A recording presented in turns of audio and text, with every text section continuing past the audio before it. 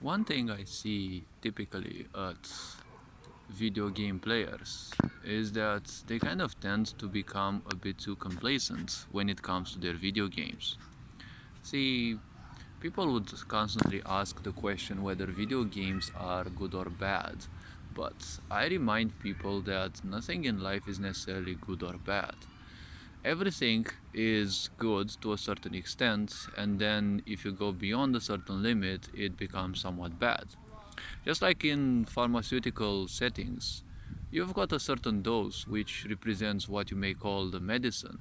Beyond that dose, it becomes a poison, right? Even honey. Honey, for example, you can eat a lot of it, and well, if you don't have diabetes or other situations, it can do you good. But usually, and I say usually, honey can lead you to having certain problems, except some parts of the world where people are used to eating a lot of honey, and well, it is unbelievable for others, but it's been so for like hundreds of years as of what I read about those people, so they are somewhat of an exception.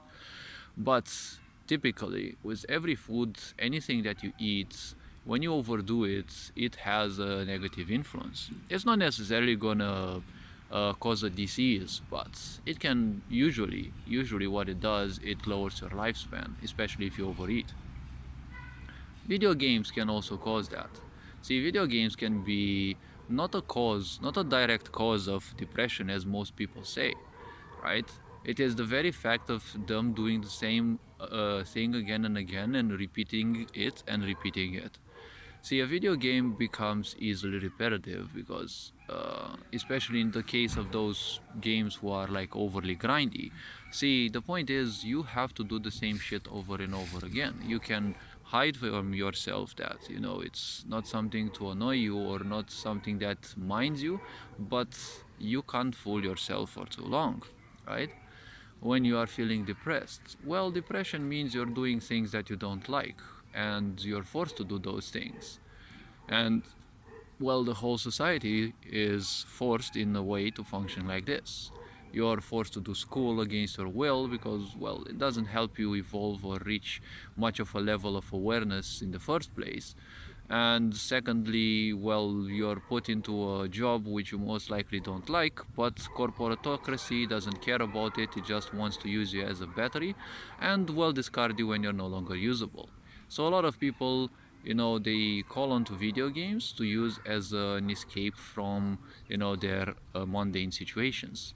When you're using games as an escapism, well, unfortunately, any escapism becomes literally your drug because you're using it as a means to run away from certain things, right? This may be a case for people who suffer from ADHD or hyperactive minds, and other aspects like this, like people who don't suffer from that and overthink on the other side of the spectrum. People who overthink, they always create a mess out of their life because their energies are spread everywhere. They suddenly jump from one idea to another. Even their mood may swing through that. So video games can be a nice thing. People who have, for example, ADHD, autism, I don't know too much about this, but I read that they have, again, hyperactive mind, right? What my system told me, or let's call it internal based research, told me that ADHD in a way feels as if you're constantly under a threat of something, right? It's like your um, life is constantly under the threat of something, so you have to be kept, or you are keeping yourself at a level of hyperactivity as if you're constantly looking for a way out.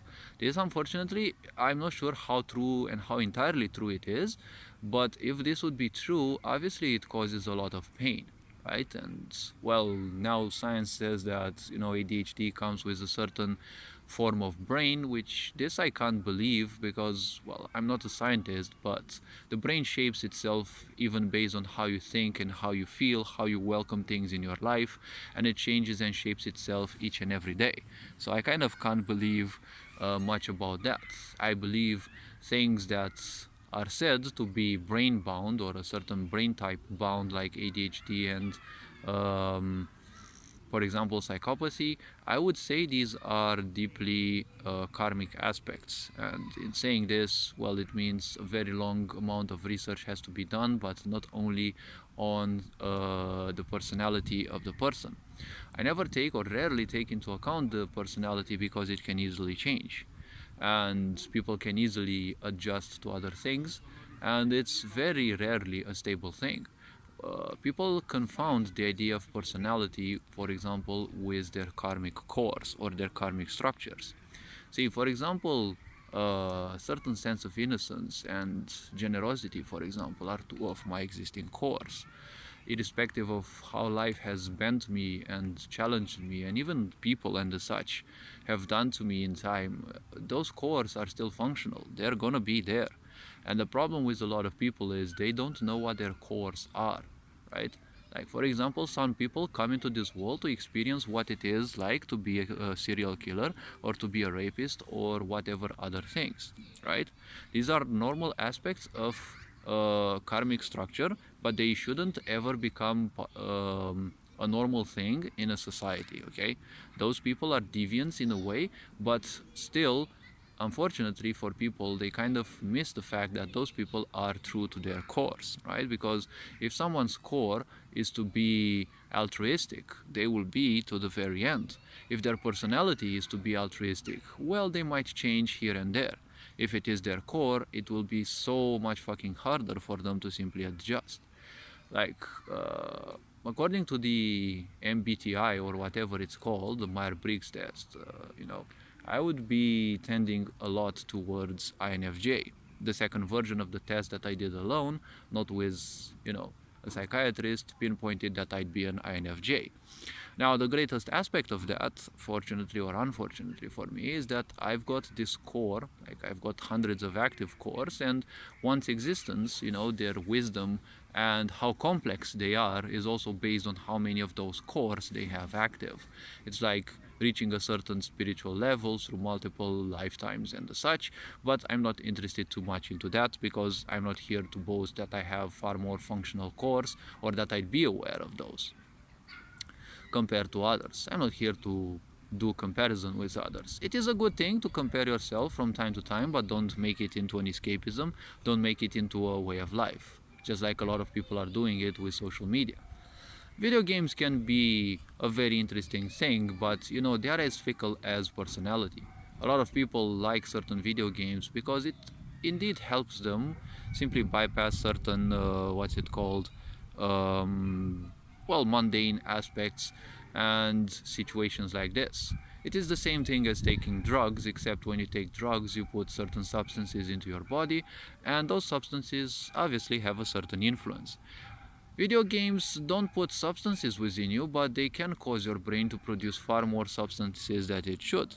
And a lot of games, unfortunately, they are hyperly repetitive. The biggest problem about that is not only repetitiveness is the greatest harm that you can bring to your brain, it also gives you a lot of let's say satisfaction in a certain way, and this can lead to a flooding of your brain with those hormones of satisfaction, of happiness, and the brain was never designed to experience so much happiness so quickly, right? This happiness always has to naturally come, and it has to come after you achieve some great things, not some pressing a few buttons and you're thinking you're having skill. See, the more repetitive a game is, it gives you the illusion that you use skill. See, skill in video games exists, and it is a true thing, but as a gamer myself, I can attest to that.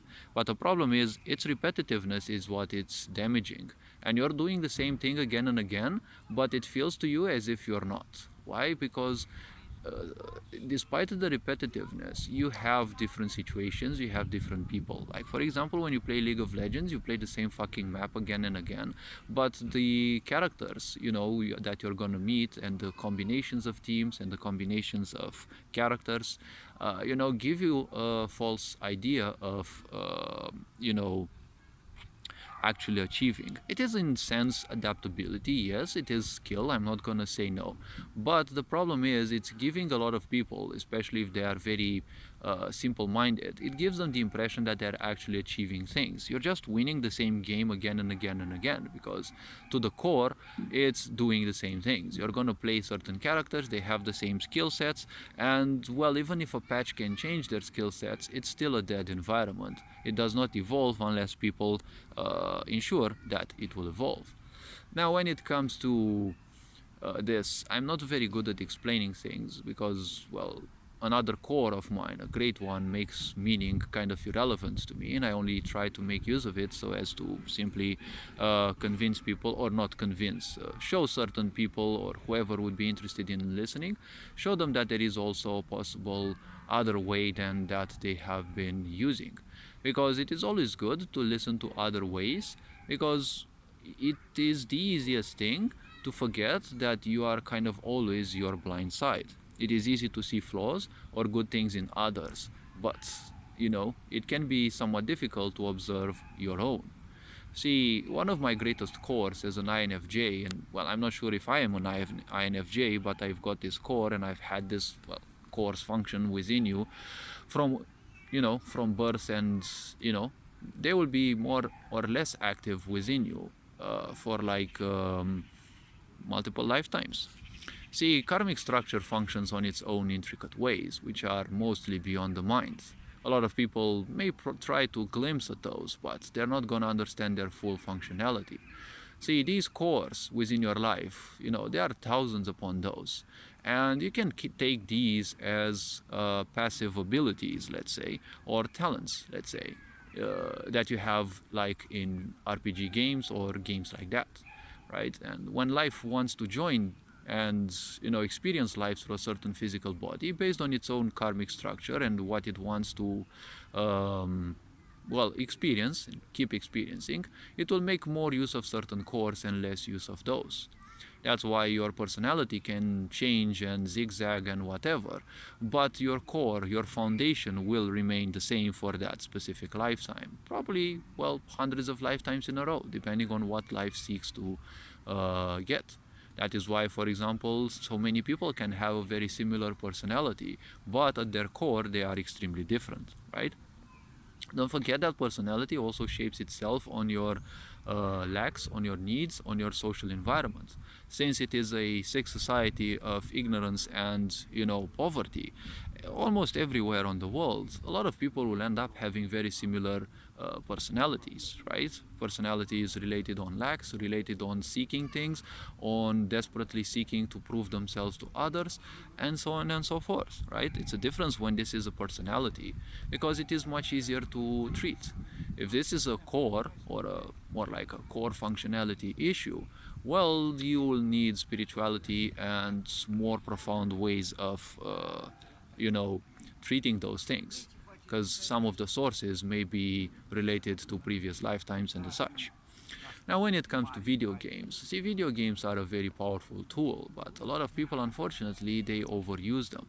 Or you see, video games are a good and easy way to research on people, because there is a reason why people would spend the same time into the same video games, despite them not feeling good, or despite them actually feeling very good about those.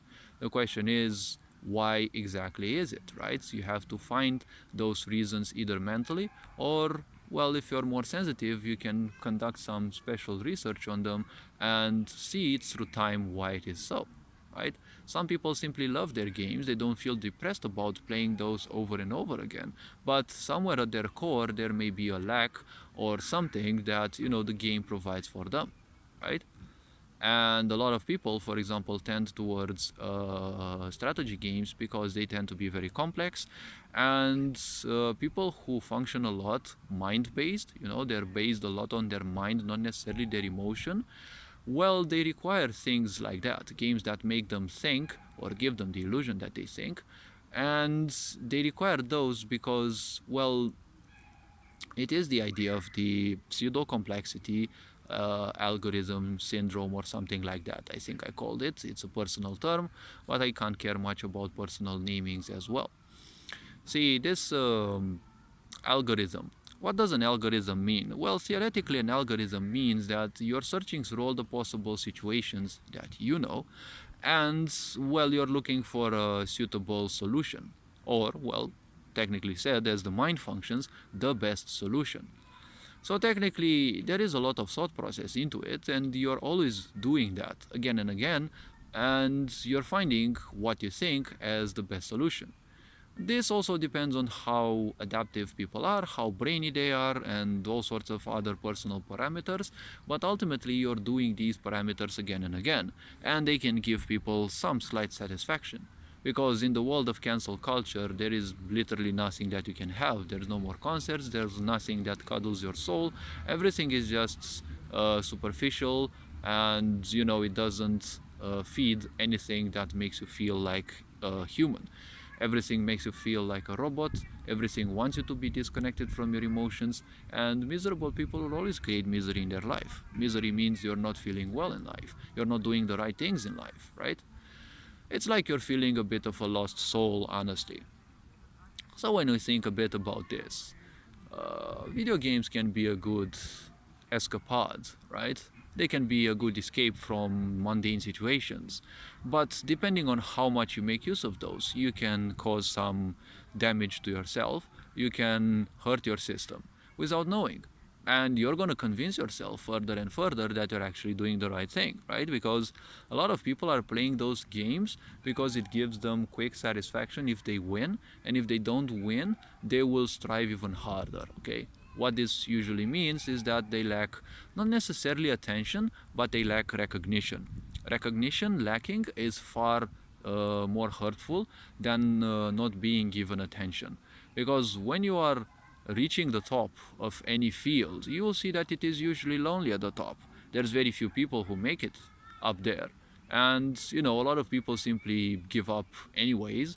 Many of them are mediocre, but when it comes to the top, there's very, very few people who usually, it's more of a core aspect, right? You can see it in their existence, in who they are, right? It is a core that has guided them that far away, right? It is not just a personality. When you want to do something and you want to do it obsessively, right, or you do it personality based, it will always be of a more superficial nature. So it is easier for you to simply give up on that. When it is a core that makes you, let's say, invest a lot of your time into creativity, for example. See, the greatest difference, let's put it like this, the greatest difference in between personality and a core is adaptable. It is changing, just like a personality, but it is somewhat static, right? It will always revolve around you usually doing certain things, okay? Some people, for example, their functional cores are based on them being still and silent, and then you'll see them becoming gurus. When you don't respect your personality, it's not much of a problem, okay? It's not much of a downside. It's not too many bad things happen, okay? Because personality again can change. You may want to do something, you may want to do it so much, but suddenly your best friend calls you, or you've been, feeling a bit sad, and you say, okay, you know what, I'm gonna delay that thing and do something else instead, right? Because that is how personality functions. You may not like a certain game, but you may suddenly want to play it for whatever reasons, okay? Escapism or not, it doesn't matter, but that is part of personality. When it comes to your core will always make you, especially the older you get, you will start being or feeling more and more depressed the more you are not doing that which those cores require of you. Some people consider these cores as, a call of your ancestors, or other, fluffy meaning like this. But the core, when it calls for you to do something, you're always going to feel bad. It's always going to create depression if you're not functioning based on those cores. Because ultimately, beyond all the meaning that you have acquired, all the programming that you're not good enough, you're this and that, or you're just a worker, your voice doesn't matter, or any other idea of that sort, um, you see, a core goes beyond meaning, right? That's why a lot of people feel very sad, because they are trying to do things, they are trying to please other people, and it takes them a lot of time to realize why they are feeling bad, because they are not functioning based on their cores. Your core assets, your core features will always be that which is your genuine side. And anything that you do outside of it, the more you get older, you will see the depression will simply increase more and more. Depression doesn't necessarily come from your doing the stupid jobs in your society. Of course, you need those jobs for the money in order to live, pay bills and such, because that's what the society wants, the sick society wants you to live by, right? Work your ass, do nothing, achieve nothing, achieve other people's dreams, right, through working for them, and, well, ignore yourself constantly while you're being used as a battery. And then people are wondering why they are becoming, depressed, and why depression is so much stronger within women. Well, because they are usually more connected to their cores, to their emotional sides, to their intuition. So the very simple point is, ignoring your cores is something that will always cause depression within you. Not because I say so, not because God said so, it's because this is how the nature of life functions. When you have certain calls, it is best to simply, heed to them at least a bit per day. Do other things than the typical repetitive things that you are doing. Go out more, speak more to people, right? Because one functional core within all of us is socialization. Okay, we are social beings, therefore one of our functional cores is socializing with other people.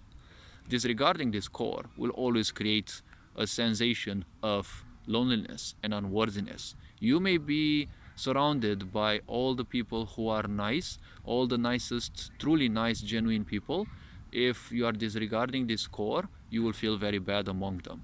And most likely you will think that it's because of them and the environment, so you will move to more toxic environments in an attempt to find peace and to find a more suiting environment. A lot of people end up in such situations, right? They are living in a this usually is also something that powerfully shakes women up into existence. They are usually, being women, they are usually loved more than men, although the grass always seems greener on the other side. And, it feels a bit awkward. A lot of women, for example, forget that, for hundreds of generations before, women have been somewhat disfavored by society and shunned away.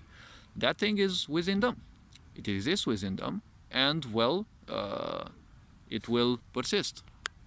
As it persists, well, it becomes a problem bigger and bigger, because they will think, even if they are surrounded by the most loving people, they will think that it is the fault of those people that they are feeling bad, right? They're not socializing enough. At the same time, one other core of them, they are not getting sufficient attention. This always matters for both men and women.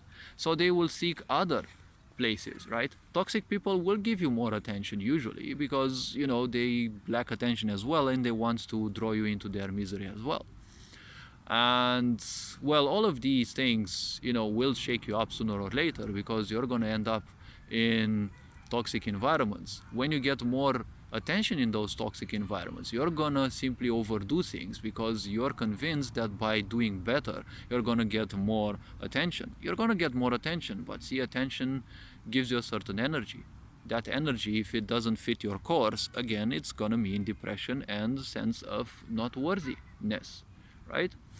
Video games ultimately are a good distraction from this. But again, I remind people, seek deep within, see which are your cores, which are your core callings, let's say, and honor those from time to time, at least a bit each and every day, right? Like, for example, creativity is one of my greater cores, and it has kept me always on the line of, stability and the such, because I have constantly been creating and sharing wisdom and the such. Only recently have I started on YouTube and social media, but, I've been doing this for a long time with people around me. I've been presenting people more ideas and situations or possibilities than usually they would think. and I can be quite an analytical mind, but well, ultimately, all of these things, right, these are part of my core existence, right? I have existed as much as I could in a genuine state of surrender to myself, because that is what life is, surrendering to your own authenticity instead of to the fakeness of the world, because the world is too much based on personality. Personality nowadays is shaped by trends. When a trend comes and goes, the more people are obsessed with those, the more depressed they will feel. That depression is also greatly based on the fact that they are not doing the right things they should be doing, right? A lot of people simply forsake those cores because when you're not worthy, you're gonna run from yourself. When you run from yourself, you're disrespecting your cores, your callings, whatever you call it, okay? Callings are not angel bound or God bound or Satan bound. It is only bound to you as a piece of life and to the karma that you have accumulated through this current life, but also more specifically previous lifetimes.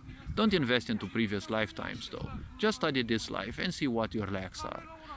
When you see what your lacks are, you will usually do things that will start improving your situation. You will take more responsibility in your life. When you do that, your course will be more in tune with you. When you do things that are not in tune with you, you will become out of sync, and your intuition and other voices within you that are genuinely guiding you, you will see these ones will be harder and harder to understand and to hear. The more noisy your mind is, again, those are harder to perceive, right? Those are voices, right? The voices exist. Nature has thousands of voices for those who have their souls attuned to those, for those who know how to be still and how to listen, right? It is something that requires patience, which a lot of people don't have nowadays. So hopefully this video raised a bit of awareness, and well, feel free to view any other content on the channel. And these being said, enjoy life, and well, Ferenc on board signing out.